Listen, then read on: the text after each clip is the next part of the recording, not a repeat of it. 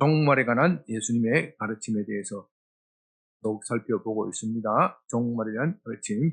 특별히 오늘은 25장에 나오는 달란트의 비유, 25장에는 종말에 관한 예수님께서 종말에 관해서 말씀하시면서 25장에서 세 가지의 비유를 말씀하십니다. 첫째는 열 처녀의 비유, 둘째는 달란트의 비유, 세 번째는 양과 염소의 비유, 이 세 가지를 말씀하시는데, 이 세 가지 비유 가운데 그러는 기본적인 사상은 뭐라 그랬죠? 깨어있으라, 깨어있으라 하는 것이 주님의 경고인데, 이 세 가지 비유에서 주님이 말씀하시는 핵심적인 내용은 누가 주인이냐, 누가 주인이냐. 열처녀의 비유도 열처녀의 비유가 왜 미련한 다섯 처녀는 기름 준비를 하지 않았습니까? 이때쯤이면 올 것이다. 주인이 오는 것은 누구 마음이에요? 신랑이 오는 것은 신랑이 마음대로 결정하는 것이지 신부가 결정하는 것이 아니다. 그러므로 신부는 이 밤이 맞도록 언제 신랑이 올지도 모른다 하는 것을 준비하고 대비하고 있기 때문에 항상 기름 준비를 잘하라 하는 것입니다. 그렇기 때문에 이 신랑이 오는 것은 신랑이 결정하는 것이지 신부가 결정하는 것이 아니다. 그래서 우리가 주님과 동행한다는 것도 마찬가지 우리 삶의 주도권을 주님에게 맡기는 것이 주님과 동행하는 것이지, 내 삶의 주도권을 내가 가지고 있으면서 주님과 동행할 수는 없는 겁니다. 우리가 주님이 다시 오실 그날이 오면 올수록, 보면 볼수록 주님과 동행하면서 살아야 되는데, 주님과 동행하는 것이 깨어있는 것이 요체입니다. 깨어있다고 해서 잠 안 자고 전략 기도한다, 그게 아니에요. 밤 안다고 전략 기도해도 깨어있지 않을 수도 있는 거고, 굴굴 자도 깨어있는 사람은 깨어있는 겁니다. 우리의 삶의 주도권을 누구에게 맡기냐. 오늘 우리가 말씀드리는 달란트의 비유도 마찬가지고, 양과 염소의 비유도 삶의 주도권이 누구에게 있느냐. 그것을 생각하면은 주님의 이 세 가지 비유 속에서 흐르는 광맥이 있는 것이고, 그 광맥 속에서 주님께서 하시는 말씀이 깨어있으라, 깨어있으라, 깨어있으라. 우리 삶의 주도권을 잘 치다면은 내가 가진 것으로 착각하는 거죠. 좋은 것이 무엇이냐? 내 삶의 주도권을 내가 가지고 있는 것으로 착각하는 거예요. 오늘날 우리 문화가 그렇지 않습니까? 오늘 우리 문화에 가보면 문화가 무엇을 찬미합니까? 자기 잘난 것을 찬미하는 문화예요. 오늘날 여러분들이 서점에 가고 무엇에 가고 하면은 성공하는 비결, 이런 책들이 많이 있잖아요. 또 유튜브에 가면은 그런 강의가 많이 있어요. 그 강의들의 핵심은 뭐예요? 자기 자신을 잘 포장해야 된다. 자기 자신을 잘 훈련하고 잘 포장하면 상품성이 있어서 잘 팔리고 돈도 잘 벌고 행복하게 될 것이다. 인생이 행복하게 될 것이다. 성공하면 인생이 평범하게 될 것이다. 그렇기 때문에 이 세상의 모든 포커스는 내가 잘 되는 것입니다. 내가 잘 되는 것. 이 세상 철학에 제가 잘 되는 것. 그 내가 잘 되는 그것이 여기에서는 좋은 거예요. 좋은 거. 이 세상은 그것이 깨어있다고 그래. 내가 내 자신을 개발하기 위해서 부지런히 공부하고 자기 자신을 채찍질하고 자기 인생의 성공을 거두기 위해서 부지런히 쫓아다니는 사람을 이 세상에서는 깨어있다. 그러죠? 저 사람은 깨어있는 사람이다. 그러나 주님은 그런 사람이 깨어있는 것이 아니라 내 삶의 주도권을 주님께 맡기는 사람, 주님과 동행하는 사람이 깨어있는 것이다. 그렇기 때문에 두 사람이 함께 밭을 갈다가도 한 사람은 대를림을 당하고 한 사람은 버려둠을 당하고, 두 사람이 함께 맷돌을 갈다가 한 사람은 떨려감을 당하고 한 사람은 버려둠을 당한다.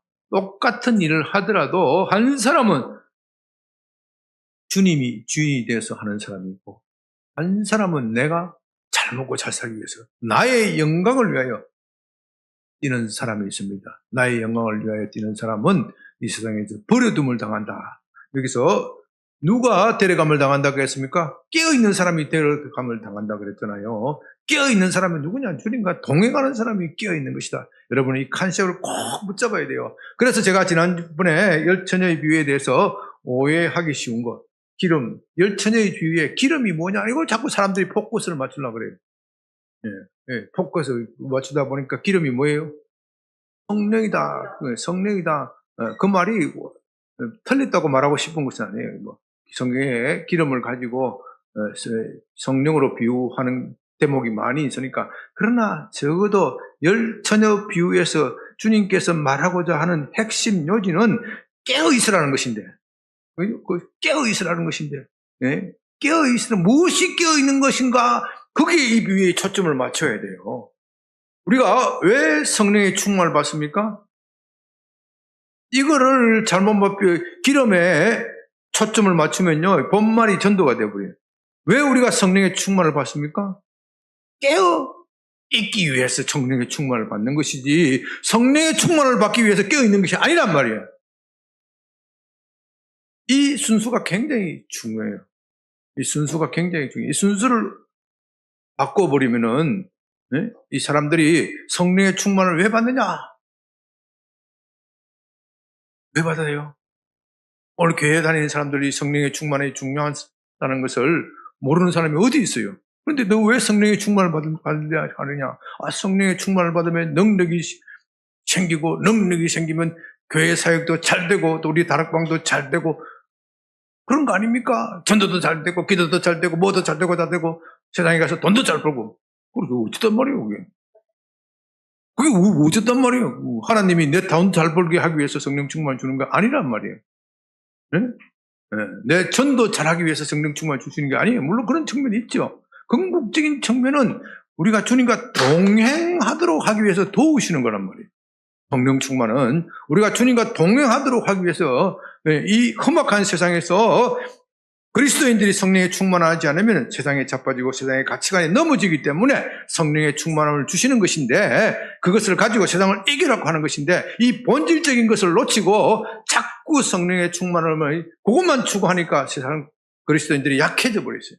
내가 왜 성령 충만을 받는다는 이유를 모르고, 그래서 자꾸 어느 집회가 성령에 충만하다, 성령의 기름 부으심이 많다 하면 거기에 다 몰리는 거예요. 내가 왜 성령의 충만을 받아야 되고, 왜 내가 성령의 기름 부으심을 받아야 되는지 이것을 망각해버리고, 그러니까 어떤 집회에서 병자가 낫고 누가 나자빠진다, 그럼 그런데 열심히 찾아다녀. 나도 나자빠지려고. 우리 교회는 그런 사람 별로 없는데, 내가 하도 잔소리를 해서 별로 없는데, 조금만 이것도 놓쳐버리면요, 팽팽 넘어져가 버려요. 팽팽 넘어져가고 신목사는 별로 실력이 없어서 잡아뜨리는 실력이 없어요. 그런 잡아뜨리는데 자꾸 찾아간다고. 근데 이게 잡아뜨리는 것도 진짜 하나님이 잡아뜨리는 것도 있고요, 엉터리로 잡아뜨리는 거 있어. 쇼로 잡아뜨리는 거 있어. 진짜 하나님께서 권능의 역사로 잡아뜨리시는 분이 있어. 근데 이 잡아뜨림의 이 신비한 환상과 이런 역사들이 늘 있는 게 아니란 말이야. 늘 있는 게 아닌데, 어느 순간에 그 사역자들이 부패하고 타락했을 때, 성령께서 역사하지 않으시고 떠나는데, 떠나면 어떻게 하느냐? 이 인간들이 성령에 충만하다는 것을 쇼를 해야 돼, 쇼를. 그래서 한국교회 쇼하는 집회가 너무 많이 생겨버렸어요. 한국교회만 그런 게 아니고 세계교회가 다 그래. 왜? 그들이 성령 충만하게 받는 목적을 모르기 때문에. 목적을 모르기 때문에 억지로라도 성령 충만한 표시를 내야 돼. 사람 많이 모으는 것이 목적이 아니에요. 정말로 주님과 동행하는 사람을 길러내야 되지, 교회는. 교회는 주님과 동행하는 사람을 길러내야지. 그래서 우리가 성경 말씀을 바로 보고 정확하게 이해하는 것이 얼마나 중요한지 몰라요. 주님의 말씀을 오해하고 자기 마음대로 해석해 버리면은 이 본말이 전도가 되어 버리고 신앙생활이 뒤죽박죽 된다는 말입니다. 그렇게 되어 버리는 말입니다. 성령 충만이라는 것은 참 중요한 개념이죠. 중요한 개념이지만 그러나 그보다도 우리가 더 소중한 것, 더 중요한 것은 주님과 동행하는 것이다. 예, 주님과 동행하는 삶을 살도록 하기 위해서 하나님께서 우리에게 성령 충만을 주시는 거예요. 이렇게 정리가 될 때 내가 왜 성령 충만을 받아야 되느냐? 그 이유가 생기고 그 이유가 생기기 때문에 내가 더욱더 성령 충만을 갈망하게 되는 겁니다. 그렇지 않고 내가 성공하기 위해서 성령 충만을 한다 그러면은 어느 순간 도달해 버리면은 성령 충만을 구하지 않아요. 형식적으로는 구하는지 몰라도 마음으로 진심으로 구하지는 않아요. 왜? 목적을 이미 달성했기 때문에. 목적을 이미 달성했기 때문에. 그러나 우리가 주님께 동행한다는 것은 이 세상에서는 어떻게 보면은 달성할 수 없는 목표잖아요. 달성할 수 없는 목표일 뿐만 아니라 우리가 그분에게 가까이 가면 갈수록 그분은 점점 더 크시고 위대해요. 더 크시고 위대하기 때문에 내 목표가 나는 너무나도 초라하고 부족하다고 느끼기 때문에 나는 더 큰 갈망을 가지게 돼. 더 큰 성령 충만을 하게 되는 거란 말입니다. 여러분들은 그래서 하나님 말씀을 공부를 잘 해야 돼요. 다시 또 우리가 오늘 달란트의 비유도 그런 관점에서 봐야 돼요. 여러분들이 달란트의 비유는 내용을 잘 아십니다. 달란트의 비유가 이 세 개의 비유 가운데 내용을 따지보면 가장 길 겁니다. 그에 나온 양과 염소의 비유가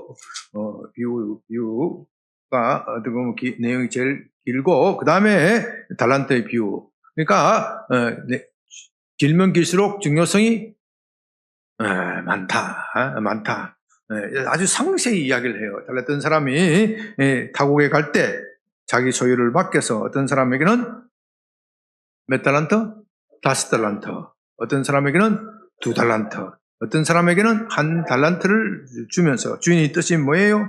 가서 장사하라. 가서 장사하라는 것이 주님의 뜻입니다. 주님의 뜻입니다. 이 달란트가 얼마냐? 이 달란트는 그 당시 로마 시대의 화폐 단위 중에서 제일 큰 단위, 제일 큰 단위. 1달란트가 금 33.3kg. 금 33.3kg니까 금 1kg가 얼마예요? 우리 양변교회 교인들은 돈 가난해서 금 투자다니까 금 시세도 잘 모르네. 금 한 돈이 얼마예요? 네? 40만 원. 40만 원. 역시 금 투자해 본 사람 많네. 금 100g이 얼마예요? 100g. 금 100g부터 이제 금괴로 팔자. 금 얼마예요? 100g? 3.75. 그러니까 100g이 얼마예요?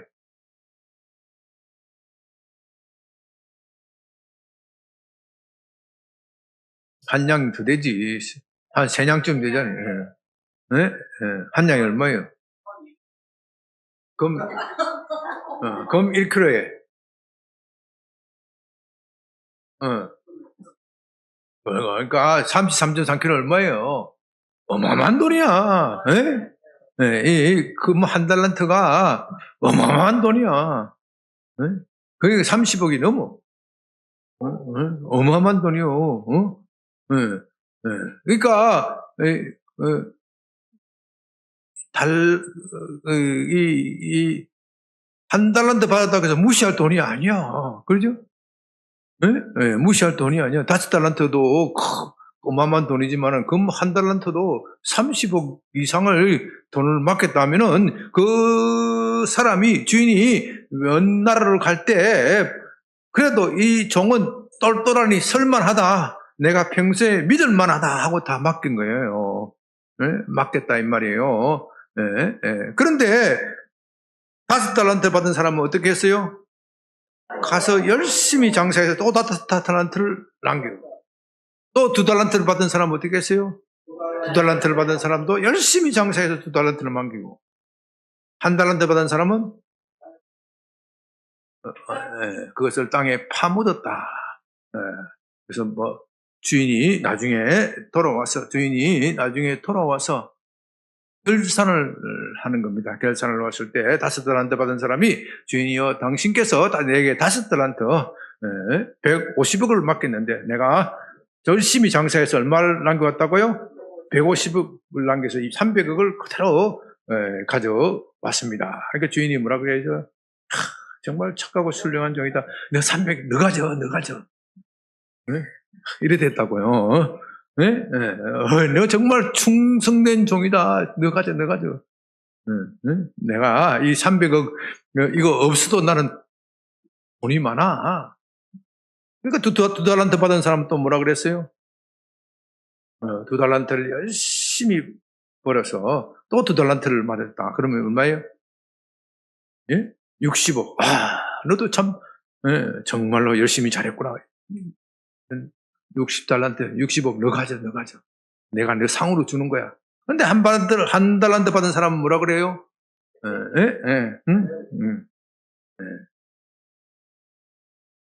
뭐라 그랬어요? 24절.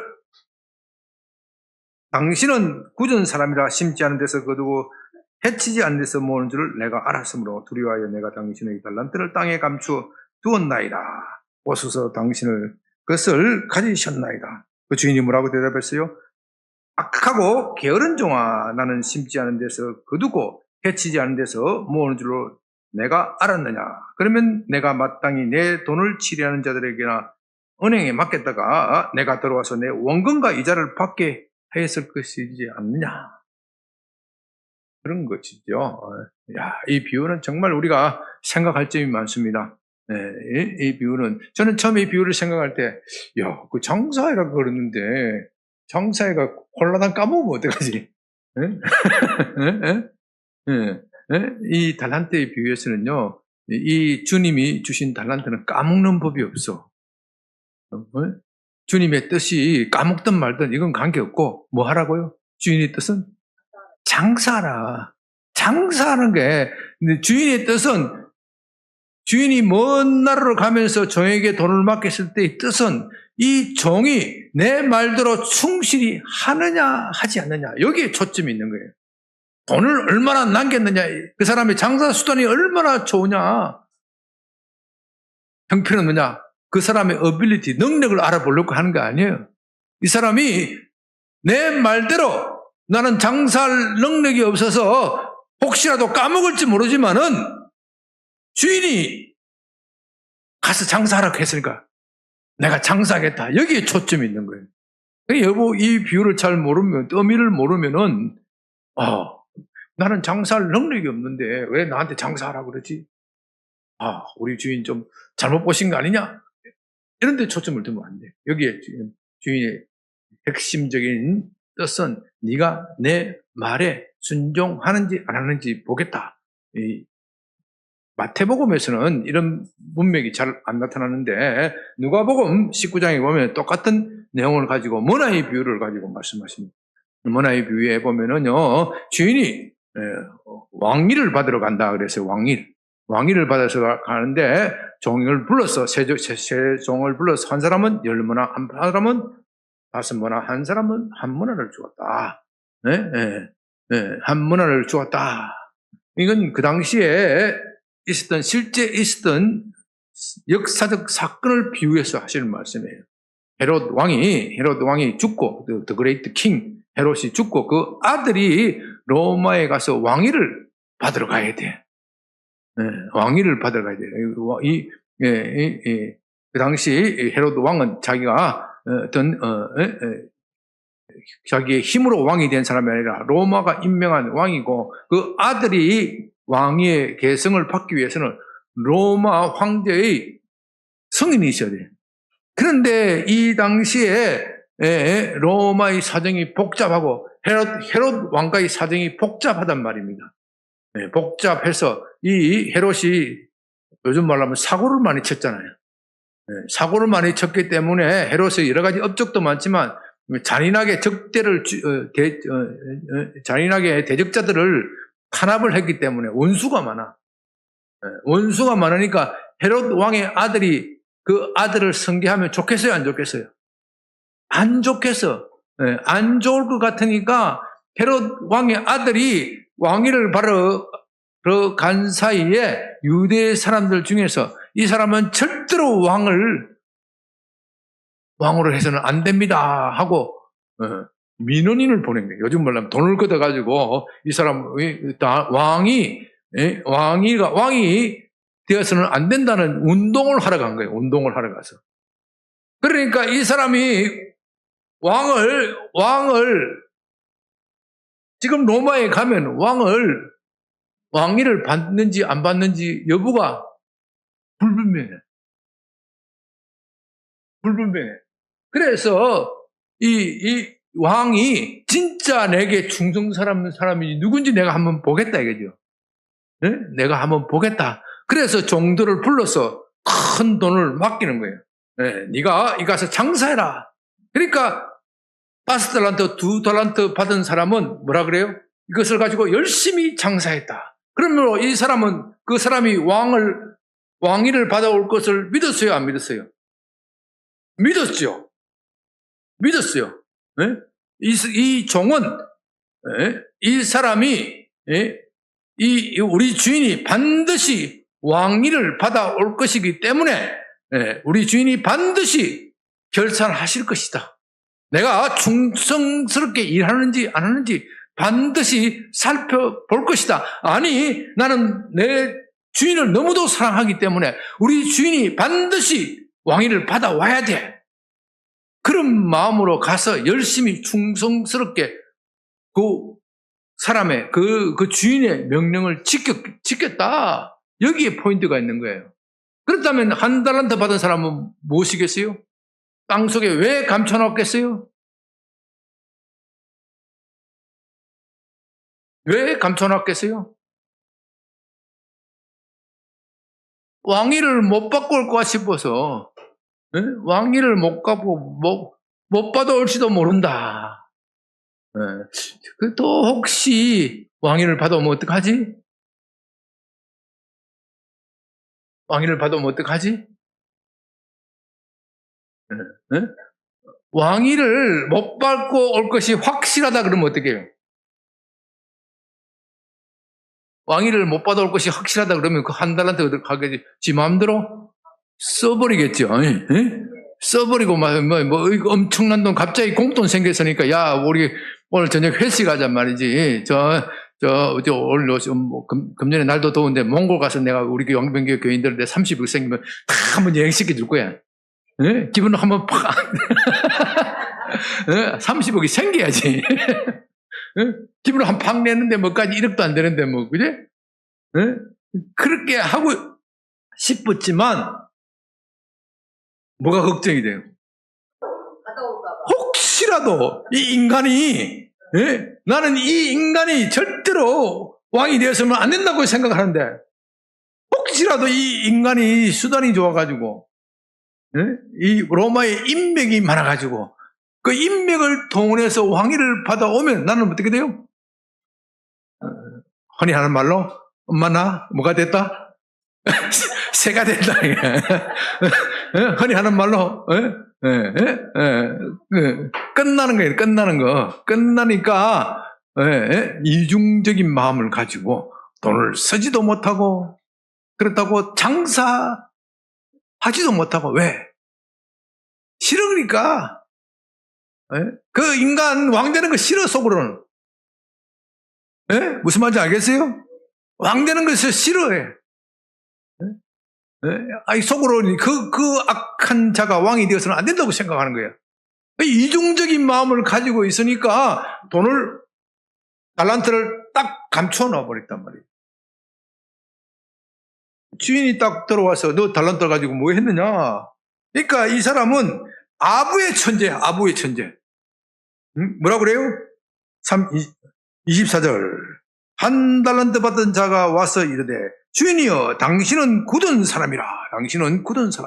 당신은 정말로 위대하고 정말로 확실한 사람이다 이거죠. 확실한 사람이다. 얼마나 큰 칭찬입니까? 당신은 굳은 사람이다. 당신은 한 번 엄한 사람이기 때문에 한 번 말씀하신 것은 절대로 변치 않는 사람입니다. 나는 당신이 얼마나 위험 있고 얼마나 철저한 분인지 내가 잘 압니다.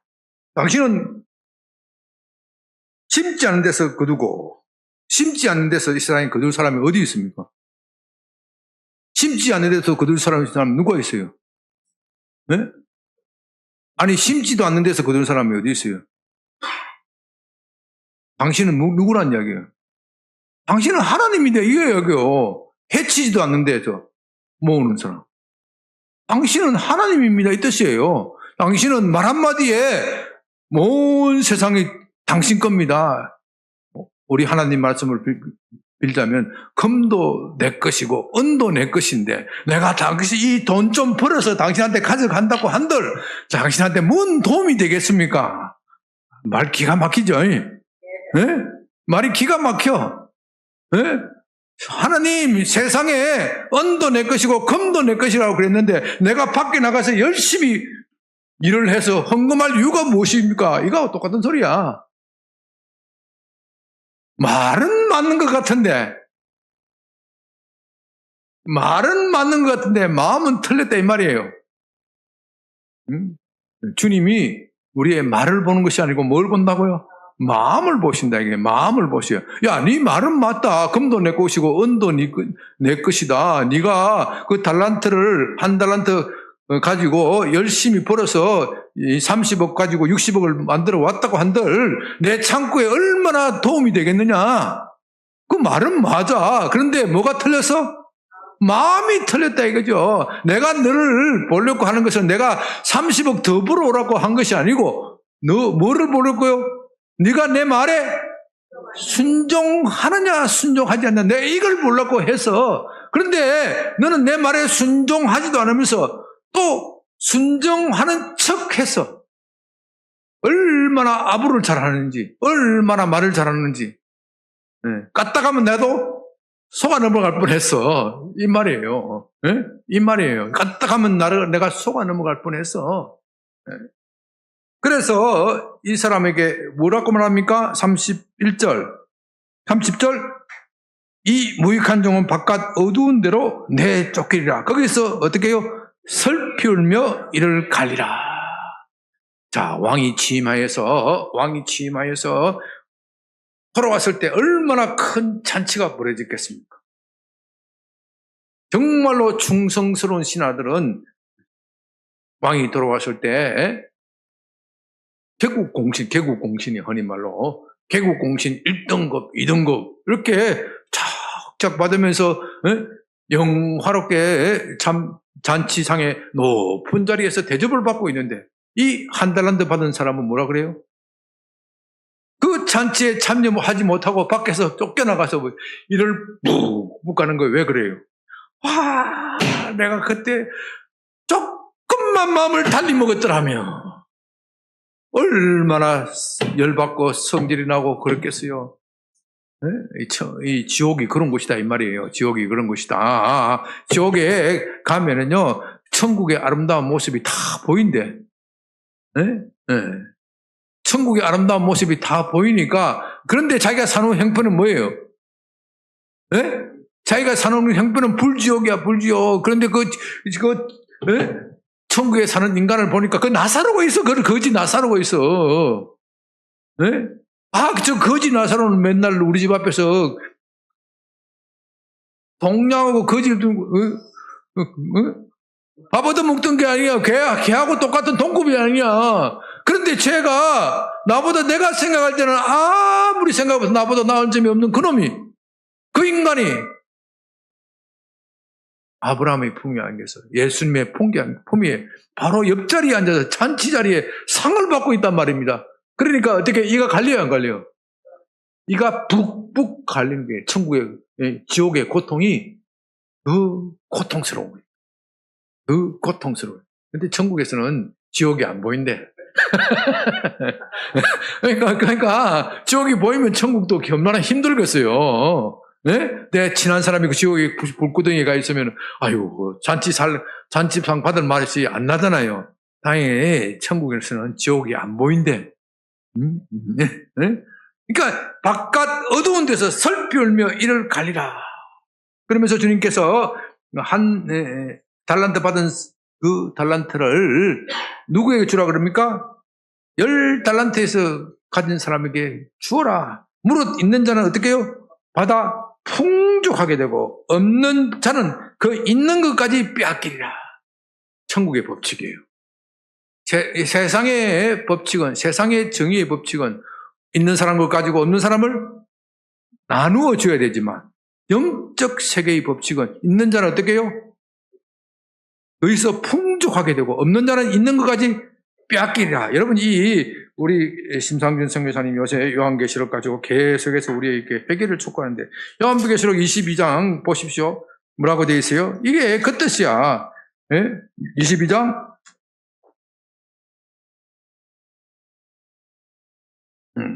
22장 11절에 불의를 행하는 자는 그대로 불의를 행하고 더러운 자는 어떻게 해요?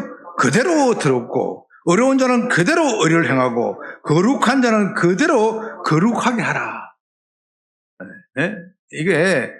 이게 뭔 뜻이냐면은 너 회개할 기회가 없다 그 뜻이 아니고 이렇게 날이 오기 전에 신속히 회개하라 그 소리예요. 네? 신속히 회개하라. 네? 네. 천국에 나중에 가면은 너 있는 것까지 빼앗길 날이 있다. 네? 그때는 너가 회개하고 싶어도 회개할 수가 없다. 그런 날이 오기 전에 신속히 회개하라. 그 뜻이에요. 그 뜻이에요. 예. 그러니까 불의를 행하는 자는 그대로 불의를 행하고 불의를 행하는 사람이 내 행실을 고치고 싶어. 그러나 때가 늦었어. 문이 닫혀버렸어. 문이 닫혀서 열처녀의 비유에 문이 닫혀서 문을 열어달라 해도 소용이 없어. 예? 예. 더러운 자는 그대로 더럽고 그때 가서 열심히 옷을 빤다 해도 소용이 없는 거예요. 어려운 자는 그대로 어렵고 더욱더 어려워지는 거예요. 거룩한 자는 더욱더 거룩해지는 거예요. 그날이 오면은. 네. 그렇기 때문에 이 달란트의 비유에서 주님이 말씀하시는 핵심적인 비유의 핵심은 너희가 나의 재림을 기다렸느냐 기다리지 않았느냐 이것입니다. 기다리되 제대로 기다려야 되지 안 올지도 모른다. 그런 사람은 어떻게 된다고요? 바깥 어두운 데서 이를 뿍뿍 갈 날이 있다. 이 말이에요. 이 말은 안 믿는 사람에게 주는 게 아니에요. 지금 마태복음 25장에 나오는 세 가지 비유는 모두 다 믿는 사람들에게 대한 경고예요. 너희가 주님을 기다린다는 외관은 있구나. 외관은 있구나. 왜? 혹시라도 내 속마음은 주님을 안 기다리고 싶은데 주님을 기다리는 삶은 얼마나 고달프고 힘들고 어렵습니까? 세상에서 조롱당하고 부끄러움을 당할 수 있습니다. 너 오죽 못 났으면 아직도 그런 교리 믿냐? 사람이 합리적으로 살아야 되지, 이성적으로 살아야 되지. 그 말을 그대로 고집 믿냐? 그건 교회 가서 믿으면 돼. 그러나 세상에 살 때는 멋지고 즐겁게 살아야 되지. 이 즐겁고 좋은 세상에 이 하나뿐인 청춘을 그렇게 교회에 미쳐서 살면 되냐?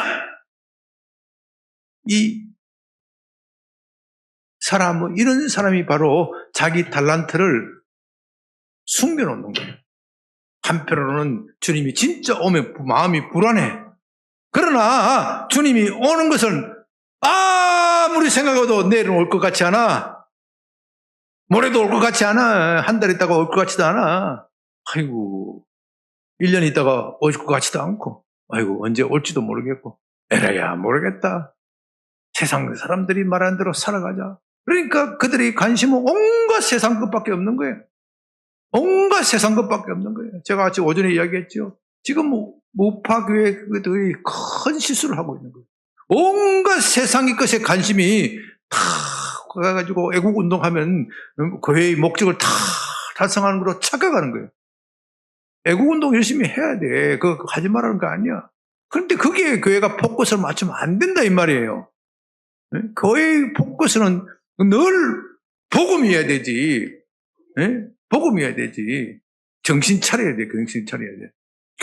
교회는 다른 뭐 해도 이 세상에 정의롭게 하고 세상 사람들에게 구제하고 봉사하고 다 하더라도 주님의 재림을 기다리지 않으면은 흔히 하는 말로 말자 황이다 그래. 황이다.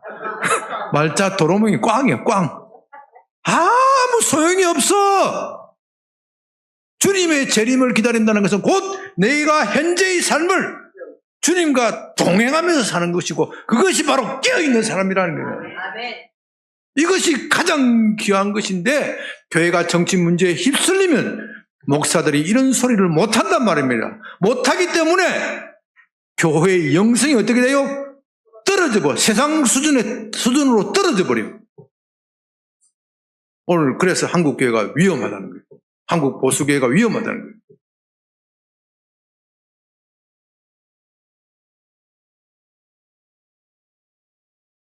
사랑하는 여러분, 저와 여러분께 주님은 다 달란트를 맡겼습니다. 주님은 각자의 능력에 따라서 맡겼다고 그랬어요. 각자의 능력에 따라서 이 달란트, 그 달란트는 그 능력에 어떻게 보면 분수에 넘치게 맡겨주신 거예요. 제일 적은 달란트를 받은 사람도 얼마예요? 30억이요. 그 말은 10달란트, 5달란트 받은 사람이나, 한 달란트 받은 사람이나, 가치에 있어서는 차이가 없다는 뜻이에요. 아이, 나도 30억 한번 벼락을 받아봤으면 좋겠어. 30억 벼락 받는 놈이, 여러분, 지금은요, 돈이 그래도 풍성한 시대이기 때문에, 30억이 그 당시의 가치에 비하면은, 아무것도 아니야, 지금. 그 당시에 금 한 달란트라면요, 정말로 어마어마한 돈이에요. 지금은 돈이 너무나도 풍성하고 자본이 많잖아요. 그 당시에는 이 금이라는 것이 얼마나 귀한 거예요. 서민들은 그저 금가락지 하나만 가지고 있으면 부자야. 서민들은 금가락지 하나만 가지고 있으면 부자야. 요즘에는 여러분들 다 애기 돌려도 금가락지 주잖아요. 뭐지? 형편이 찾아왔어? 돌에도 뭐, 금가락지 돌리고 하다 못하면 반돈이라도 돌리잖아요. 반돈이라도 돌리잖아요. 옛날에는 그건 꿈도 못 꿔요. 겨우 해봐야 옷가락지 주는 거고. 그러니까 이 금 한 달란트의 돈이라는 것은 그 고대 시대의 돈은 정말 어마어마한 돈이에요. 요즘 말로 하면 수백억, 수천억이 돼요. 돈으로까지 따지면. 여러분, 돈이 한 100억이 넘으면 돈, 그게야. 어차피 다 못 쓰고 죽는 거기 때문에. 여러분한테 100억 줘봐요. 죽을 때까지 쓸 수 있는지. 못 쓰고 죽어. 써도 더 생기는데 어떻게 죽어, 써도 더 생기는데, 그 다음 더 생기면 더 생기는데. 그러니까, 어마어마한 돈이야. 그러니까 주님께서 저와 여러분에게 맡긴 재능은요, 우리가 보기에는 별거 아닌 것 같지만, 주님은 귀한 거예요. 그래서, 이 양병교회도 맡긴 달란트가 있어. 우리 큰 교회만 그 귀한 달란트를 맡긴 게 아니에요. 주님이 보시기에는 우리 교회 앞에 큰 교회 있잖아요. 큰 교회하고 양병교회에 맡긴 달란트 가치가 차이가 없다 이 말이야. 차이가 없다. 전혀 같지는 않겠지만은 별로 차이가 없어. 그러면 어떤 교회가 칭찬을 받겠어요? 주님의 뜻대로 열심히 순종하고 복종하고 그 교회가 칭찬을 받는 것이지. 그 달란트를 가지고 자기 마음대로 사용하는 사람 칭찬을 못 받는 거예요. 여러분의 재능을 주님께서 여러분들이 자신이 볼 때는 그 보잘것 없고 별거 없다 이렇게 생각하실지 모르지만은 주님은 그걸 귀하게 생각하시는 거예요. 그래서 내가 해야 할 일은 주님께서 내게 맡기신 이 재능을 가지고 열심히 주님을 위하여 섬기고 봉사하는 겁니다. 여러분의 삶의 목적이, 삶의 우선순위가 주님을 위한 것이어야 되어야 됩니다. 그렇지 않으면요, 여러분의 삶은 늘 혼란스럽고 어지럽고 복잡해요.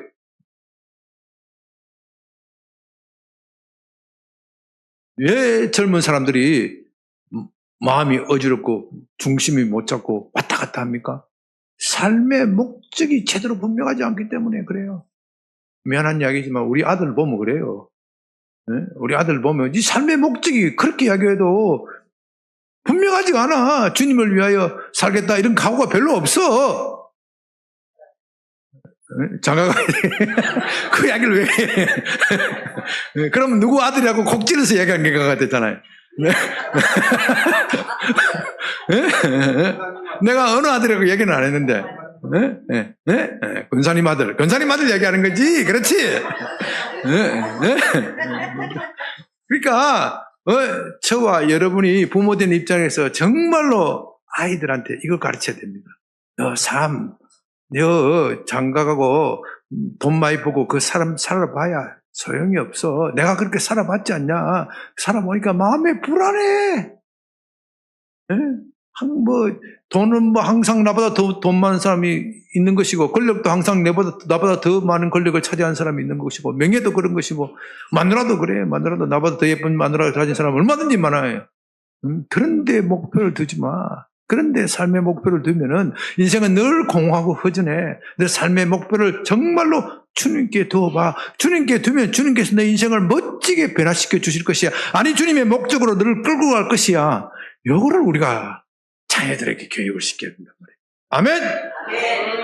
우리 다 같이 우리 주님께서 우리에게 주신 달란트를 생각하면서 우리 한 45분까지 35분인데 한 13분 동안 주여 한번 크게 부르고, 주여 내게 맡긴 달란트를 내가 발견하고 그 주님의 뜻대로 열심히 장사하게 하여 주시옵소서. 열심히 주님의 뜻에 순종하여 주님 나라를 위하여 일하게 하옵소서. 다시 주여 한번 크게 부르고 기도합니다. 주여!